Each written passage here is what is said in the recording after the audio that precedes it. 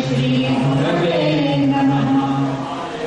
चैतन्यं शाश्वतं शान्तं व्योमातीतं निरञ्जनं नादबिन्दुकलातीतं तस्मै श्रीगुरवे नमः।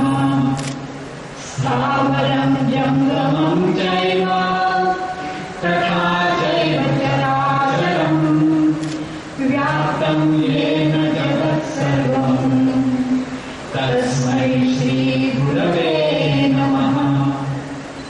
ज्ञानशक्ति समारूढः तत्त्वज्ञानाविभूषितः मुक्तिप्रदाताय तस्मै श्रीगुरवे नमः। अनेकजन्म सम्प्राप्त सर्वकर्मविदाहिने स्वात्मज्ञानप्रभावेन तस्मै श्रीगुरवे नमः। न गुरोरधिकं तत्त्वं न गुरोरधिकं तपः तत्त्वज्ञानात् परं नास्ति तस्मै श्रीगुरवे नमः। वन्दाथ श्रीजगन्नाथो मद्गुरुः श्रीजगद्गुरुः महात्मा सर्वभूतात्मा तस्मै श्रीगुरवे नमः। ध्यानमूलं गुरोर्मूर्तिः पूजामूलं गुरोः पदं मन्त्रमूलं गुरोर्वाक्यं मोक्षमूलं गुरोः कृपा। गुरुरादिरनादिश्च गुरुः परमदैवतं गुरुः परतरं नास्ति तस्मै श्रीगुरवे नमः। सप्तसागरपर्यन्तं तीर्थस्नानादिकं फलं गुरोरम्भ्रीपयो बिन्दुः सहस्रांशेन दुर्लभम्। फलमृष्टे गुरुस्त्राता गुरोदृष्टेन कश्चन तस्मात् सर्वप्रयत्नेन श्रीगुरुं शरणं व्रजेत्।